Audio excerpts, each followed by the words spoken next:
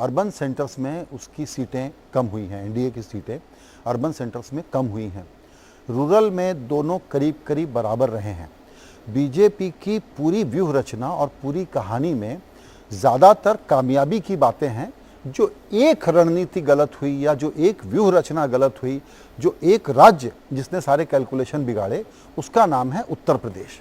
और उत्तर प्रदेश में जिन सीटों का अब हम नंबर देख रहे हैं, मोटे तौर पर हम ये अनुमान लगा सकते हैं, और यही मैं चाहूँगा कि अमिताभ मेरी बात को सही या गलत बता दें, कि दलित और ओबीसीज, नॉन यादव ओबीसीज भी, ये लोग जिसको बीजेपी ने लाने के बहुत प्रयास किए थे, कुछ कारणवश ये उनके पास से छिटक गए। अब आप कह सकते हैं कि आरक्षण को वापस ले लेने की बात, अंबेडकर को याद करने की बात, उसकी वजह से ये हुआ हो। पूरा कैलकुलेशन देखिए, किसी भी पीक स्टेट में भारत के बारे में कोई ये मान लेना कि एक डिक्लेयर कर पाएगा और वो प्रेडिक्शन सही निकलेगा, बेकार की बात है। हुआ क्या है?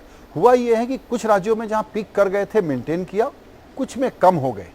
जो सबसे बड़ा इनका इलाका था यूपी, जहां 80 सीटें थी, जहां इनको विश्वास था कि हम अच्छा करेंगे, वहां गड़बड़ हो गई। अगर आप यूपी को बाहर निकाल देते हैं, उस नंबर को अगर जो अंदाज था, अनुमान था, उस हिसाब से देखते हैं, या बीजेपी की एक्सपेक्टेशन थी उस हिसाब से देखते हैं, तो फिर ये आंकड़े कुछ और होते हैं। फिर बीजेपी संभवतः अपने आप मेजॉरिटी पा रही होती और एनडीए 330 के रेंज में, यानी करीब करीब पुराना वाला मैंडेट या नंबर रिपीट हो सकता था।